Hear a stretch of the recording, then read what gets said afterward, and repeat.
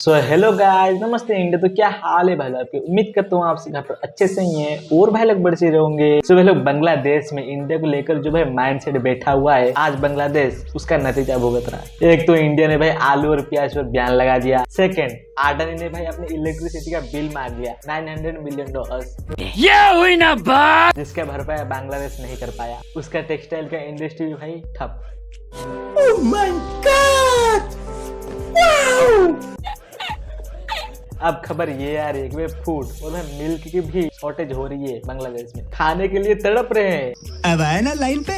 अब इंडिया इन्हें इनकी असली औकात दिखाएगा। सही बात है। तो चलिए देखते हैं सर पाकिस्तान की जनता क्या रिएक्शन देती है। वो इसके बाद हम ना रिव्यू देंगे और उनकी जाहिलियत का समाधान भी करेंगे। तो चलिए बिना वीडियो स्टार्ट करते हैं। लेकिन मैं उससे पहले तो भाई आप मेरे चैनल पे नए हैं ना, तो प्लीज मेरे चैनल को सब्सक्राइब कर दीजिए, लाइक कर दीजिए और भाई कमेंट कर दीजिए। इससे मुझे बहुत ही ज़्यादा मोटिवेशन मिलेगा आगे आपके लिए नहीं लाने के लिए। तो चलिए बिना वीडियो स्टार्ट करते हैं।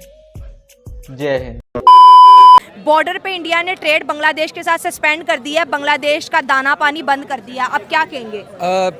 इसके ऊपर मैं ये कहना चाहूँगा कि भारत का ये बहुत बड़ा डिप्लोमेटिक और बहुत बड़ा पॉलिटिकल फेलियर है। अच्छा, ठीक है, फेलियर वो है कैसे? वो इस तरीके से क्योंकि भारत की बहुत ज़्यादा ट्रेड जो थी वो बांग्लादेश से हो रही थी, जो कि अब सस्पेंड हो चुकी है, जिसका भारत को डेफिनेटली नुकसान होगा। लेकिन नुकसान इस हद तक नहीं होगा जिस तरह पाकिस्तान में आप कह रही है कि टमाटर बहुत ज़्यादा महंगे हैं और आलू बहुत ज़्यादा महंगे। देखिए भारत की जो इकोनॉमिक सुपर हब है, वो पावर हाउस है इकोनॉमिक, ठीक है, तो उसको उतना जिसको कहते हैं ना को प्रॉब्लम्स फेस नहीं करनी पड़ेंगी।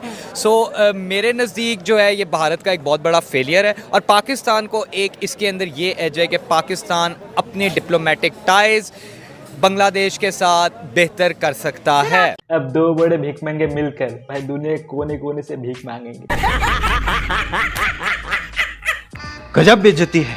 खुद तो भाई डूबे हुए हो कर्ज में, ना है दुनिया में कोई इज्जत है तुम्हारी। तो भाई किस कॉन्फिडेंस से कह रहे हैं कि भाई यही सही मौका है बांग्लादेश के साथ टाई अप करने की? मतलब मजाक कर रहा है क्या?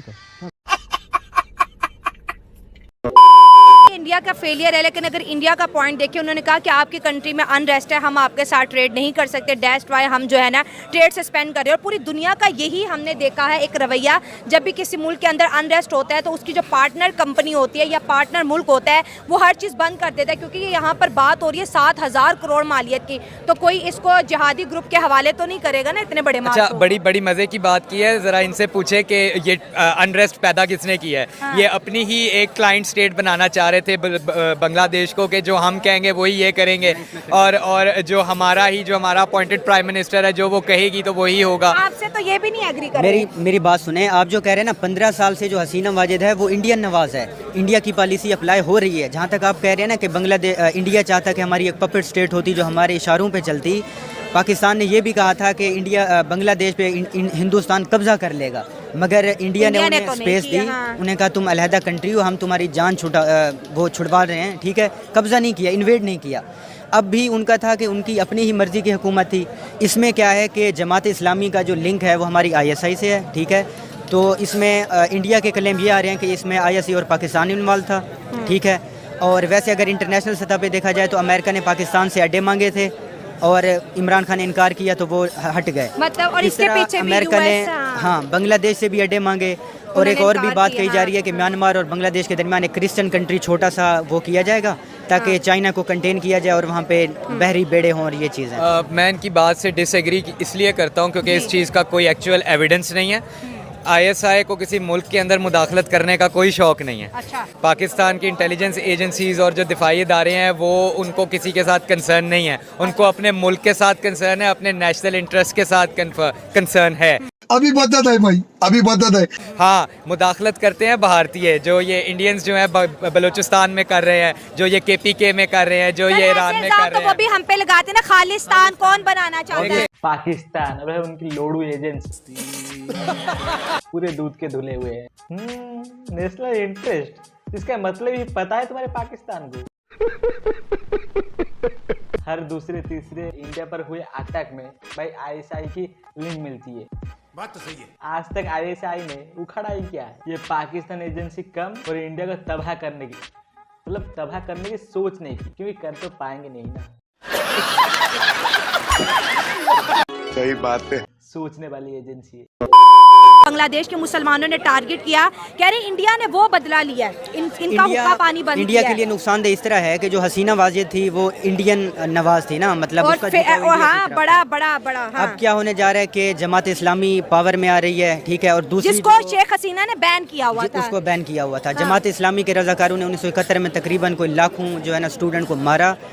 ओवरऑल जो जिनोसाइड हुआ था वो 30 लाख लोगों का था और तकरीबन 6 लाख औरतों के मर्डर किए थे। हमारे आर्मी के लोगों ने कहा था कि we will change your caste and generation, ठीक है, तुम लोग हिंदुओं की तरह हो, हम तुम्हारी नस्ल तब्दील करेंगे।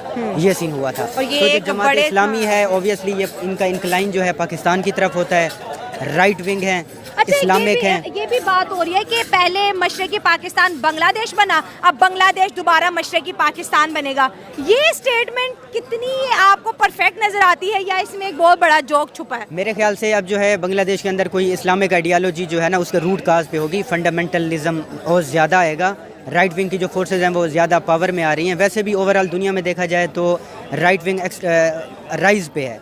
अब ब्राज़ील की बात करते हैं, ठीक है, अफ़गानिस्तान में रिसेंटली तालिबान आए, तो बांग्लादेश का झुकाव अगर हुआ इस्लामिक आइडियालॉजी, फंडामेंटलिज्म और उनका जो ट्रेड है वो बेस करेगा आइडियालॉजी पे, तो ऑब्वियसली इंडिया और उनका आपस में ताल्लुकात ख़राब होंगे। तो सेम बांग्लादेश के साथ बांग्लादेश फिर इंडिया के खिलाफ भी साजिश रची गई है और ये इसका डाउनफॉल है।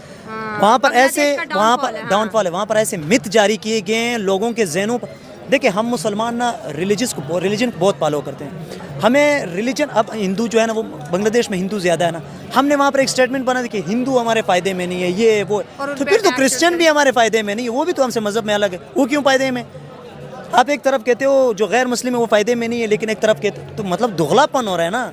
बांग्लादेश जैसे आपने कहा कि इंडिया अगर हाथ हटा लेता है तो 10 साल में बांग्लादेश का बेड़ा गर्क हो जाएगा। और जब जब बांग्लादेश को पैसे की ज़रूरत पड़ती, शेख हसीना वहाँ जाती थी मेडिकल वीज़े के लिए, फ़ंड के लिए, और वो फ्री में देते थे, फ्री में देते थे, कर्जा नहीं दिया कभी। कर्जा नहीं दिया। इसके लिए कार्ल मार्क्स एक कोटेशन यूज़ करता है कि अफीम जो है ना इज़ लाइक जो रिलीजन इज़ लाइक अफीम।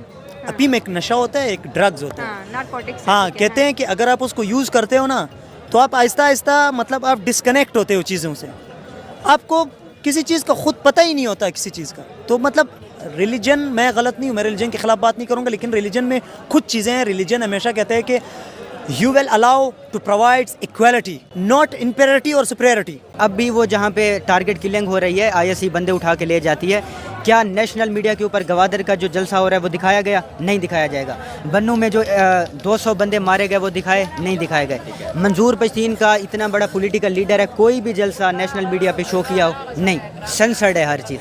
ट्रूथ को हमेशा सेंसर किया जाता कैसी है। इन्होंने बात की है। आप बात करें जी पाकिस्तान के दिफाई इदारों को मारेंगे, आप कहेंगे कि पाकिस्तान हम बलूचिस्तान अलहदा करेंगे, KPK अलहदा करेंगे।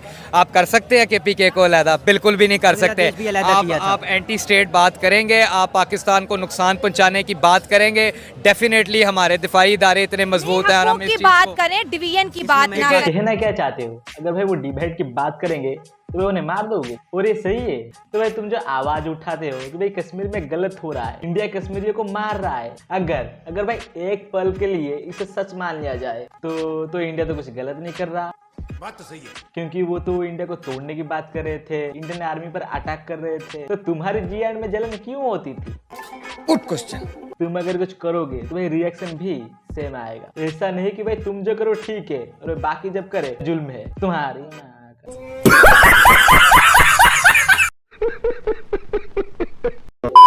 So that is guys, एक खास का वीडियो में कमेंट करो, बताओ वीडियो आपको कैसी लगी। अगर भाई आपको मेरी वीडियो जैसे पसंद आया हो ना तो प्लीज मेरे चैनल को सब्सक्राइब कर दीजिए, लाइक कर दीजिए और भाई कमेंट कर दीजिए। इससे मुझे बहुत ही ज़्यादा मोटिवेशन मिलेगा आगे आपके लिए ऐसे नहीं लाने के लिए। तो पहले मैं मिलता हूँ आपसे मिलूंगा और एक कॉन्टेंट लेके और वैसे मस्त कॉन्टेंट लेके आप लोगों को एंटरटेन करने के लिए।